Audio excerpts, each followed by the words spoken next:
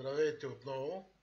Значи сега ще ви покажа подготовка на телефона ви за получаване на подходящо recovery за флашване на Custom ROM и стъпка по стъпка ще видите всичко как става. Значи за целта свързвате телефона си към компютъра и трябва да го подготвите за самото флашване.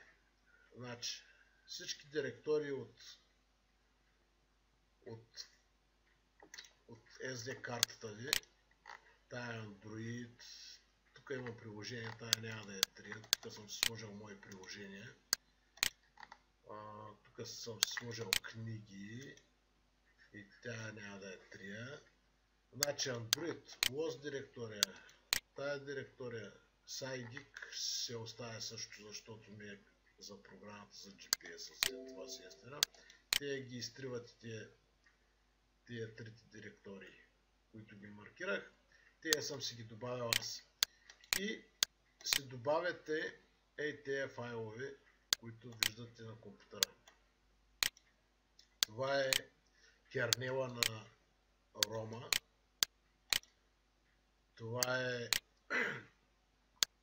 е кернела на Cyanogen мода, както казах. Това е самия ROM. Това е GAPS-а. И това е апдейта на SuperSU. За Android 5.1 ви трябват ето тези файлове. Тези файлове ще има линкове в темата във форума на androidbg.com. Ще има линкове към тях, откъде да си ги изтеглите. Обновяват се ежеседмично в директориите ми файловете и може да се обновяват и вие вашите телефони.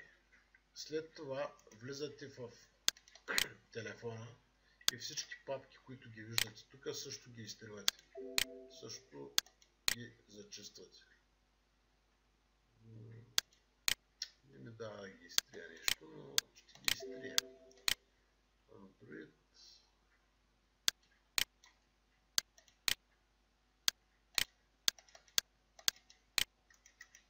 Нещо ми прави проблеми тук. Главно ще го изтрием него. Както и да е.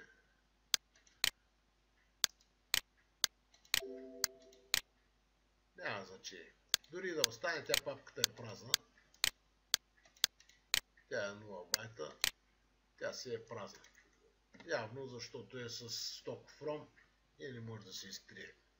След като сте ги изтрили тези неща, изключвате си телефона. Значи, както казах, тук са ми програмите, мои приложения, където съм си ги оставил на телефона за по-бързо инсталиране. Тук са ми книги и тук ми е SciGeek, навигацията, които ще ми трябват после при инсталиране на приложенията. Така, след това си изключвате телефона и продължавам с запис с телефона.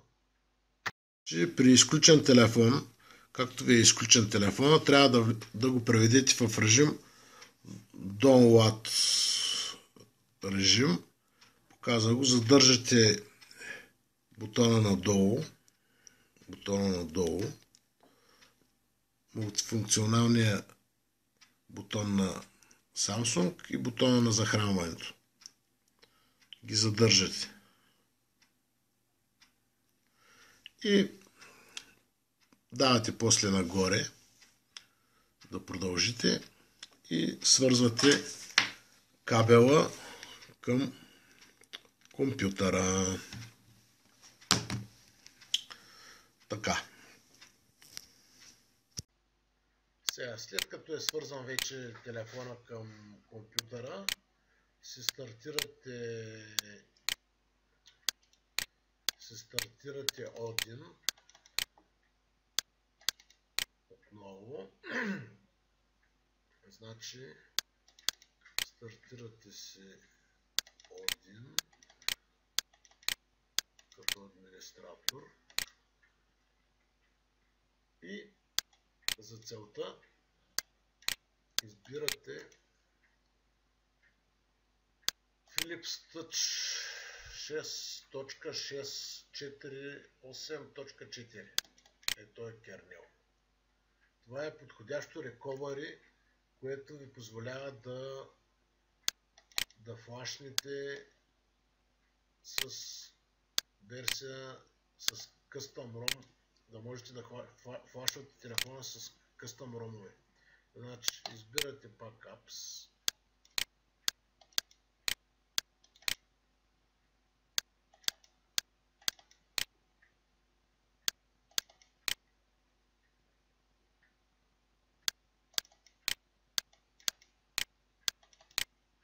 Казахме, той е хернел. Има и по-стара версия, пазя и нея, но избирате 6.48.4 и си го адвате в Odin. И тук отметките си стоят както са си, просто давате старт и се изпълнява операцията Recovery, Reset, Remove и телефона се рестартира. И това е. Сега ще продължим на телефона. След като ви се е стартирал телефона, той се рестартира и се зарежда, просто го изключвате. Изключвате го от захранването, за да влезнете в новото recovery и да го активирате. Изключваме телефона. Може да го изключите от дата кабела. Изключвате телефона. Значи, след като сте придобили вече рекавърито на вашия телефон, влизате в директорията на телефона си от компютъра, влизате в картата, изтривате тая папка Android, Lost директория, другите казах, че си ги оставям, и си копирате кернела, рома, гапса и апдейта на SuperSU. Тези 4 файла си ги копирате, които ще са ви нужни за инсталирането на Android 5.1 CyanogenMod версия 12.1, близалката и така нататък, Lip Android. Влизате в телефона, изтривате и тези папки, пак не ще да ми ги изтрие, но ще ги изтрие, защото ще оттегля една майна и ще го джасна, ще го изключа и ще го включа да видя дали няма да я изтрие. Така, влизате мега плейлист, да се прави някакви тъпоти, както и да е, не ще ги трие. Ами, като съм с рутнат телефон, ще ги изтрия тогава. Но е хубаво, желателно да ги изтриете. Така, при мен сега не са получава, не са 3, не е толкова фатално. Сега в следващия клип ще видите как се флашва Custom ROM CyanogenMod. В продължението продължавам да снимам, аз на клипови го правя, както и да обяснявам, тук аз се приказвам сам, вече аз не знам какво приказвам, дали ще се разбере нещо от тези клипови, дето ги правя. Надявам се, че ще ги разберете, опитвам се да бъда по-подробен, аз тя съм се обяснявал и така. Включваме телефона вече и за целта трябва да влезете в recovery. В recovery се влиза почти по същия начин, както се влиза в download режим, но само че за целта, вместо да натискате копчето за увеличаване надолу, го натискате нагоре. Натискате универсалния бутон на Samsung и бутона за захранването. След като ви излезне тук меню, пускате бутона на захранването. Това синьо и жълтичко меню, където ви излиза. Пускате бутона на захранването и вече имате подобрено recovery. За целта идвате на тая опция, покажи по-отблизо, идвате на това меню с бутоните за усилване и намаляне. Можете да се движите по менюто. Идвате на Files Setting и избирате Reroute System Super SU. Reroute System Super SU. И му давате Yes. Apply Super SU. Давате му Yes. Операцията завършена успешно, отдолу ви изписва. Така. След това се връщате назад. Пак с бутона. Връщате се назад и правите и влизате на Advanced, на това меню Advanced, влизате и задавате Wipe Dalvik Cache. Ето да се вижда хубаво.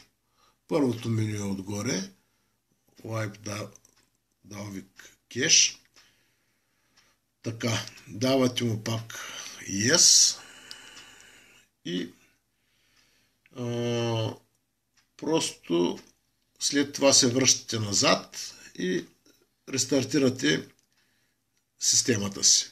Рестартирате си телефона.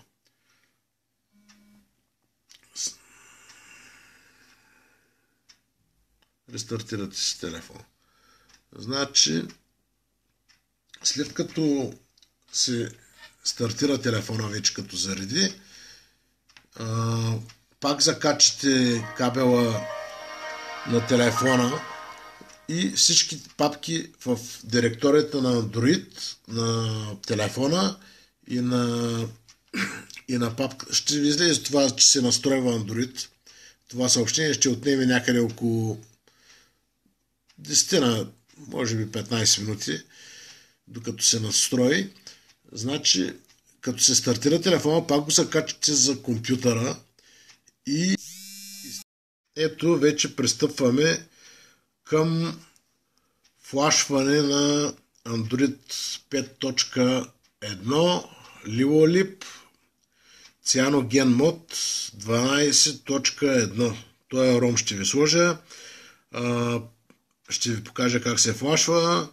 Аналогично при следващите ромове, ако искате да смените, ако не ви хареса този, но той е за препоръчване, го препоръчвам аз. Стъпките са аналогични, едни и същи, ако ще сменяте друг ром и така.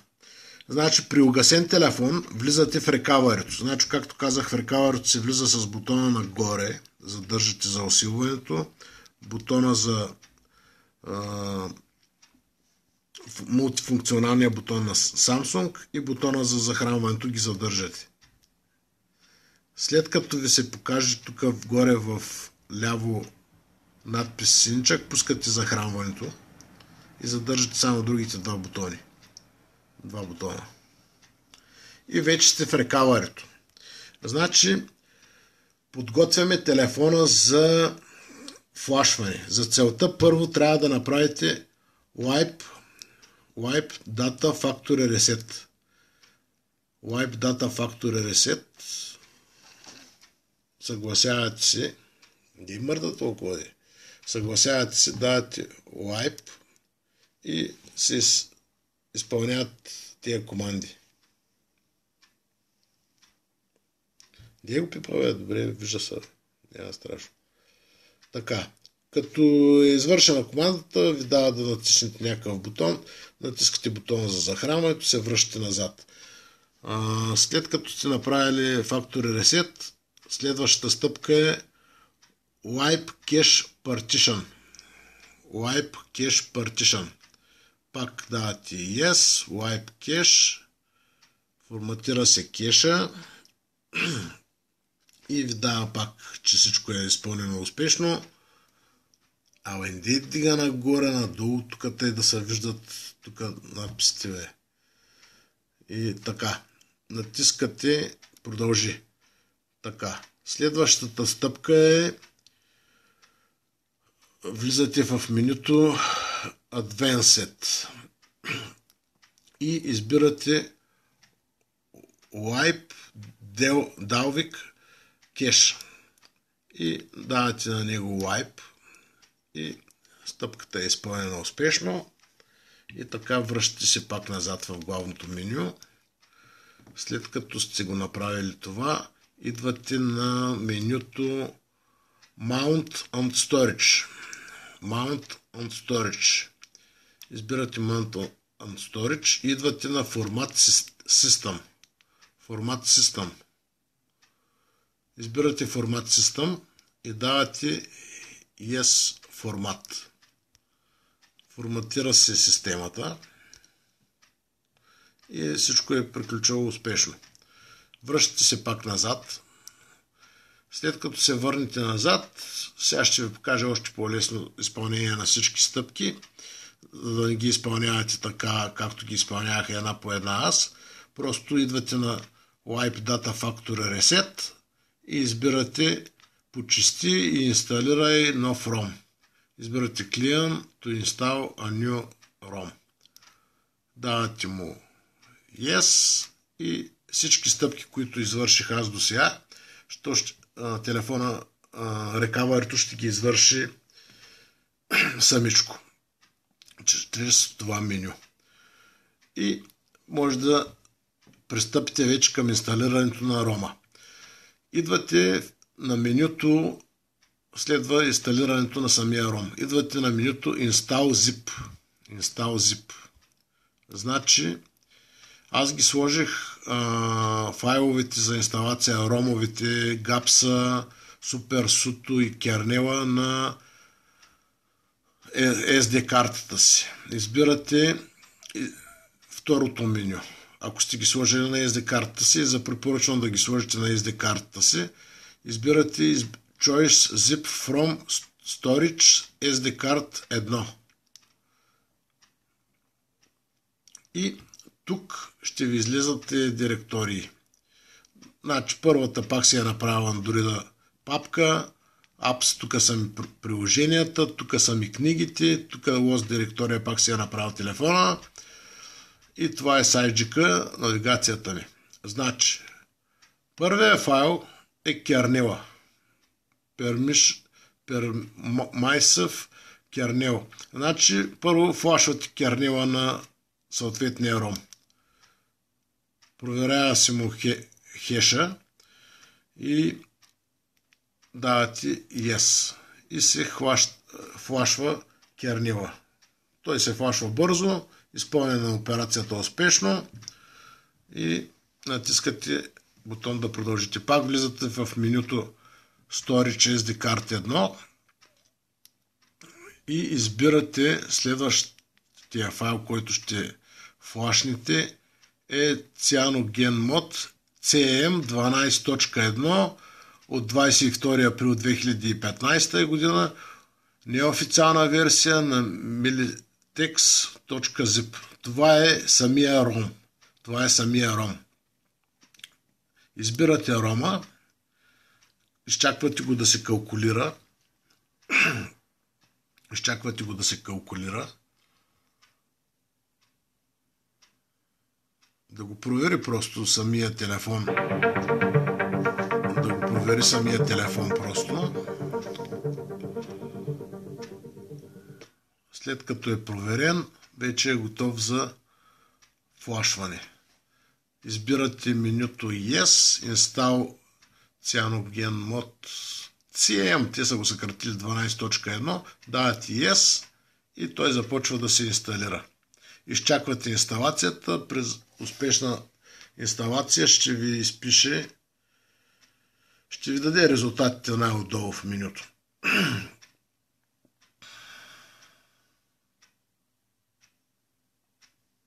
Така. Отнема малко време, около 3-4 минути го инсталира рома.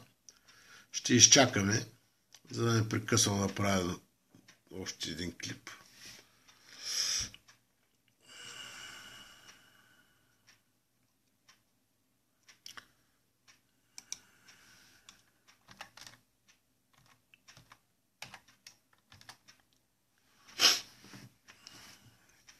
Така, всичко премина успешно и вече всичко премина успешно и се връщаме отново назад.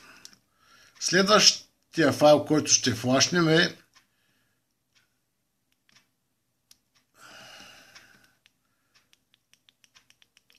PackGaps Modular Full 5.1 от 10 април 2015 година. Това е GAPS-а, без който няма да имате на Google услугите, ако не го инсталирате.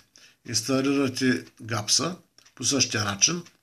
Изчаквате да се калкулира хеша и по същия начин ще се инсталира и GAPS-а. Изчакваме малко, защото са големи файловете, да се го калкулира.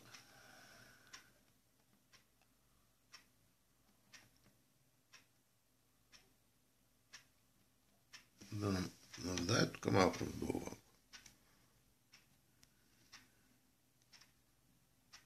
И голям фотограф се е. Така. Избирате Yes и инсталирате, след като е калкулирана MDNS, избирате Yes и инсталацията се тръгва на GAPS-а. Виждате как протича инсталацията. Значи, пак да ви кажа, телефонът ви трябва да е зареден с поне над 50% да ви е заредена батерията, като ще изпълнявате всичките тези операции на флашвания, рутвания и така нататък. Батерията трябва да е заредена.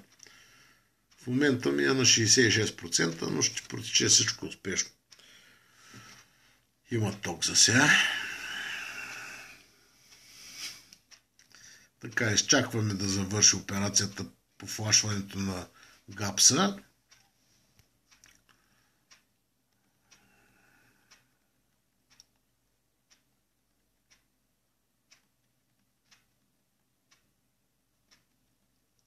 Отнема малко време. Големи са файловете и затова става така. Всички файлове, пак повтарям, всички файлове можете да ги намерите в линкове, които ще предоставя във форума на androidbg.com и под клиповете, които гледате.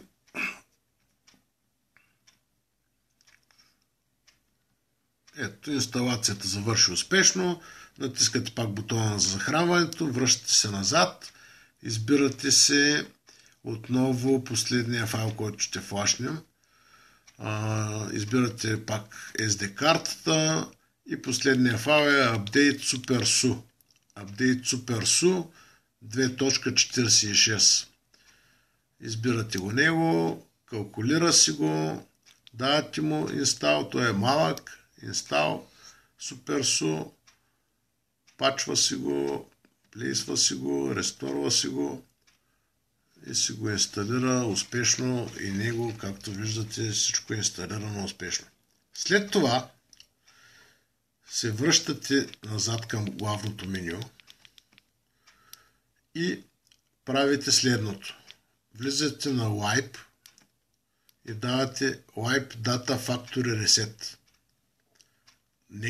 Давате Wipe Data Factory Reset. Изпълнявате командата Wipe Data Factory Reset.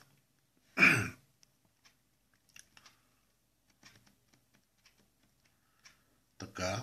След като я изпълните, идвате на Wipe Cache Partition. Изпълнявате Wipe Cache Partition. Завърши успешно. Натискате и после идвате на Advanced и изпълнявате Wipe Delvik Cache.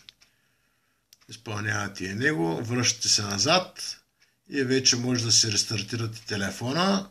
Рестартирате го и вече имате новия ROM на CyanogenMod версия 5.1 Lip. Ето виждате го как зарежда. Първоначалното зареждане ще стане за около 10 минути. Може би, защото му изтрих кеша и го направих Factory Reset.